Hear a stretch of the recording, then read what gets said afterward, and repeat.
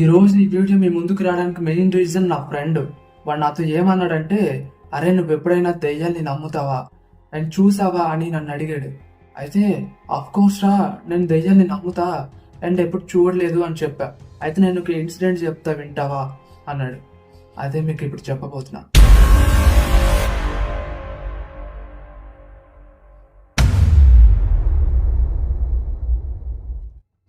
అయితే ఒక ఫ్యామిలీ ఉంది. ఆ ఫ్యామిలీలో వైఫ్ అండ్ హస్బెండ్ అండ్ వాళ్ళ కొడుకు కూడా ఉన్నాడు. అయితే వాళ్ళ విలేజ్ లో ఏ పండ్లు దొరకపోవడంతో వాళ్ళు అదర్ స్టేట్ కి వెళ్ళిపోవాలనే ప్లాన్ తో ఉన్నారు. అప్పుడే వాళ్ళ రిలేటివ్స్ నుంచి ఒక కాల్ వచ్చింది. వీళ్ళంతా మాట్లాడుకున్నాక, వీళ్ళ సమస్యలన్నీ వాళ్ళు తెలుసుకున్నాక వాళ్ళు ఒక మాట అన్నారు. అయితే మా దగ్గరికి మీరు వచ్చేయండి, ఇక్కడ అంతా బాగానే ఉంటది, పండ్లు కూడా బాగానే దొరుకుతాయి అని చెప్పారు. అయితే వీళ్ళు గుంటూరు వెళ్ళిపోయారు.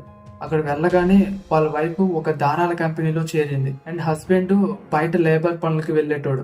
అలా అయితేనే ఎక్కువ డబ్బులు వస్తాయని వెళ్ళేవాడు. అయితే వీళ్ళ కొడుక్కి అంత వేగంగా స్కూల్లో ఇంకా జాయిన్ చేయలేదు. ఎందుకంటే వాడు ఒక ఇంట్రోవర్ట్, సరిగ్గా ఎవరితో మాట్లాడు, ఇంకా పెద్దగా ఇంటరాక్ట్ అవ్వడానికి ఇష్టపడేవాడు కాడు. ఇక్కడ వాతావరణం అంతా బాగానే ఉందన్నప్పుడు వాడికి స్కూల్లో జాయిన్ చేశారు. సో వాడు అబ్బాయి నుంచే మొదలైంది స్టోరీ. స్కూల్లో జాయిన్ అయిన 10-15 రోజుల వరకు కూడా ఎవరితో మాట్లాడేవాడు కాడు. ఇంకా టీచర్స్, ఫ్రెండ్స్ ఇలా ఎవరితోనూ కూడా అస్సలు మాట్లాడేవాడు కాడు.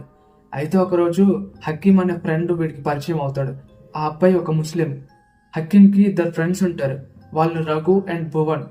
వీళ్ళ నలుగురు కూడా ఫ్రెండ్స్ అవ్వడం స్టార్ట్ చేస్తారు. వీళ్ళ నలుగురు ఫ్రెండ్స్ కొన్ని రోజులు బాగానే ఉంటారు. అయితే ఒక రోజు ఓ చిల్లర పని చేస్తారు. ఒక ఇన్సిడెంట్ జరుగుతుంది. అదేంటంటే, చెప్పాను కదా హకీంకి 2 ఫ్రెండ్స్ ఉన్నారని. వాళ్ళిద్దరు ఒక ప్లాన్ చేస్తారు. ప్లాన్ ఏంటంటే దెయ్యాల్ని చూద్దామా అని. అయితే వీళ్ళిద్దరు ప్లాన్ వేసుకున్న తర్వాత హకీంతో కూడా చెప్పడానికి ట్రై చేశారు. ట్రై చేసిన తర్వాత హకీం కూడా ఓకేరా, నాకు కూడా చాలా ఇంట్రెస్ట్ అని వీళ్ళలో జాయిన్ అవుతాడు. అలాగే విక్రమ్ కూడా జాయిన్ చేసుకోవాలని చూస్తారు. ఇలా నలుగురు కూడా ఒకరోజు అర్ధరాత్రి శ్మశానానికి వెళ్ళడానికి ట్రై చేస్తారు. అయితే విక్రమ్ వాళ్ళ పేరెంట్స్ తో, అమ్మ నేను హకీం వాళ్ళ ఇంటికి చదవడానికి వెళ్తా అని పర్మిషన్ తీసుకుని మరీ వెళ్తాడు. లేక సరిగ్గా అర్ధరాత్రి 12 గంటలకు మాత్రమే దెయ్యాలు తిరుగుతాయేమో అని వీళ్ళు నలుగురు కూడా ప్లాన్ చేసుకుని అక్కడ ఉన్న శ్మశానానికి నలుగురు కూడా వెళ్తారు. అండ్ అక్కడ చాలా నిశ్శబ్దంగా ఉంది అండ్ చిన్న చిన్న పురుగులు కూడా అరుస్తున్నాయి. ఇంకా వీళ్ళకి భయం అనేది చాలా తక్కువ ఉంది. ఎందుకంటే వీళ్ళు దెయ్యాన్ని చూడాలనే క్యూరియాసిటీతో ఉన్నారు. అందుకు వీళ్ళకి ఎలాంటి భయం కూడా వేయలేదు. అండ్ వేసినా కూడా చాలా తక్కువ భయం వేసింది. అలా ప్లాన్ చేసుకుని ఇద్దరిద్దరుగా అయ్యి చెరో 2 వైపులు వెళ్ళారు. అక్కడికి 1-2 గంటలు శ్మశానం మొత్తం తిరిగారు. అయినా వాళ్ళకి ఏ దెయ్యం కూడా కనిపించలేదు. అక్కడ నుంచి తిరిగి వచ్చేసాక ఎవరింటికి వాళ్ళు వెళ్ళిపోదామని అనుకున్నారు. కానీ హకీం వాళ్ళ ఇంట్లో విక్రమ్ ఉండడానికి ట్రై చేయలేదు. ఇంకా వాడు కూడా ఉండమని చెప్పలేదు కూడా. అండ్ ఆ మిడ్ నైట్ చీకట్లో అర్ధరాత్రి ఒక్కడే వాళ్ళ ఇంటికి నడుచుకుంటూ వెళ్ళిపోయాడు. ఇక అర్ధరాత్రి వాళ్ళ డోర్ని కొట్టడం స్టార్ట్ చేశాడు. వాళ్ళ పేరెంట్స్ లేచి ఈ టైంలో ఎవరయ్యి ఉంటారు అని కొంచెం భయంతో డోర్ ఓపెన్ చేశారు. డోర్ ఓపెన్ చేయంగానే వాళ్ళ కొడుకు వచ్చాడు. కొడుకు రాగానే తిట్టడం స్టార్ట్ చేశారు. నీకేమైనా బుద్ధుందా? ఈ టైంలో ఎవరైనా వస్తారా? అలాంటిది కొత్త ఏరియా, నీకేమైనా అయ్యుంటే అనుకుని తిట్టడం స్టార్ట్ చేసి ఆ రోజు ఎండ్ అయిపోయింది. కొన్ని రోజుల తర్వాత విక్రమ్ అదే మూడ్ లో ఉన్నాడు. అయితే ఆ విక్రమ్ చాలా డ్రాయింగ్ షీట్లలో బొమ్మలు వేయడం స్టార్ట్ చేశాడు. అవి ఎలా ఉన్నాయంటే చూడగానే కొంచెం డిస్టర్బ్ అయ్యేలా ఉన్నాయి. ఎందుకంటే అవి చాలా డార్కెస్ట్ అండ్ దెయ్యాలకి సంబంధించిన డ్రాయింగ్స్ లా ఉన్నాయి అన్నమాట. సో అది చూడంగానే వాళ్ళ పేరెంట్స్ ఏమనుకున్నారంటే, ఓకే చదువుతున్నాడు కదా, ఇలాంటి బొమ్మలు వేయడం నార్మల్ థింగ్ అనుకుని వదిలేస్తారు అండ్ అప్రిషియేట్ కూడా చేస్తారు బాగా చేస్తున్నామని. వాళ్ళ పేరెంట్స్ చూసిన బొమ్మలు కొన్ని మాత్రమే. అండ్ అక్కడ కొన్ని రోజుల తర్వాత అలా వేసిన బొమ్మలు కాస్త కొన్ని వందలుగా మారాయి. వాళ్ళ పేరెంట్స్ దాన్ని చూసి చాలా భయపడ్డారు. వాళ్ళ పేరెంట్స్ కి సిచ్యువేషన్ అంతా ఎలా అయ్యిందంటే, ఆ రోజు మిడ్ నైట్ రావడంతోనే ఇదంతా జరుగుతుందని అనుకున్నారు. అప్పుడు విక్రమ్ కి ఏదో దెయ్యం పట్టుంటదని ఫిక్స్ అయ్యారు. వెంటనే విక్రమ్ ని దెయ్యాలు వదిలించే చోటుకి తీసుకెళ్లారు.